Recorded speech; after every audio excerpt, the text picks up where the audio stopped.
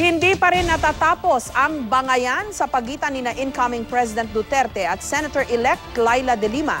Banta ni Duterte, paiimbestigahan niya ang di manoy mabagal na pag-aksyon noon ng dating Justice Secretary kaugnay sa paglipanan ng iligal na droga sa Bilibid. Dati nang nealita ng dalawa nung paimbestigahan ni de Lima ang di manoy Davao Death Squad o DDS na iniuugnay kay Duterte. May report si Salima Refran. Hay, dilibat, tumahimik ka. Pareho ka na sa kaling sa opisina. Wala kayo nakitang ano? I will investigate you.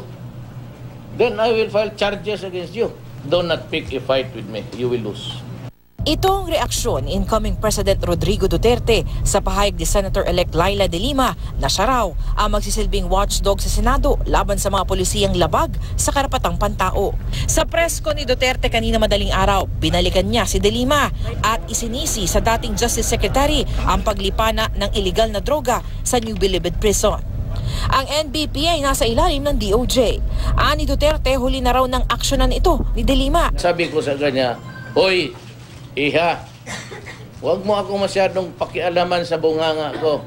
You better look at your own backyard because you have a very serious problem there. Shabu is being cooked. Shabu started during her time. Siya ang magbantay sa akin. May access ako ngayon sa lahat ng documents why she started late. Sagot ni de Lima, bago pa man daw siya maupo sa DOJ ay may problema na raw sa droga sa Bilibid pero siya lang daw ang kalihim na may ginawa ukol dito. I really find it rather unfair also na babalikan ako ng ganyang mga banta. I'd like to think na even before my time ay laganap na rin yung mga kalokohan na yan sa loob ng Bilibid. Meron ho bang ginawa dati? Ako po ang at least I did something to stop it. Matagal na ang bangayan sa pagitan ni de Lima at Duterte. Taong 2014, sa gitna ng isyu ng malalaking rice smuggler, binatikos ni Duterte ang kabagalan umano ng mga ahensya ng gobyerno kasama ang DOJ sa pagtugis sa mga smuggler.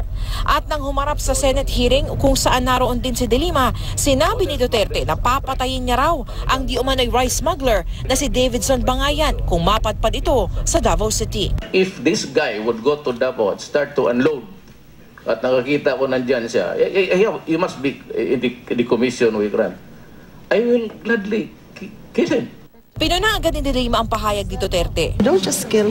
Kaya nga ako, I really find it disturbing. I'm so sorry. I find it disturbing na right here in the halls of Senate, he would openly make such statements. Sumunod naman ito ay pinaimbestigahan ni de Lima ang di umano'y Davao Death Squad at ang sinasabing kaugnayan nito kay Duterte. Nagsimulang mapabalita ang Davao Death Squad o DDS noong dekada 90 sa ikalawang termino ni Duterte bilang mayor ng Davao City. Pinapatay di umano ang mga tulak ng droga, kriminal, pati mga batang kalye. At may mga alegasyon na alam ito ng mga pulis sa Davao at mismo ang mayor nila, si Duterte. Idinanggi na ito ni Duterte. Noong nakaraang taon, nang usap-usapan pa lang ang pagtakbo ni Duterte sa pagkapangulo, nagpahayag si de Lima na wag daw idolohin si Duterte dahil sa mga banta niyang pagpatay. Sabi noon ni Duterte, mas nauudyok pa siyang tumakbo dahil sa batiko si de Lima. Pero hindi nagpaawat si de Lima at inanunsyong may hawak na siyang testigo na hitman umano ng DDS. Pero nitong nakaraang linggo lang, sinabi ni Acting DOJ Secretary Emmanuel Caparas na hindi na nila mahagilap ang testigo ni de Lima. Wala raw silang kahit anong pruweba ngayon para may pagpatuloy ang investigasyon. Salima Refran, GMA News.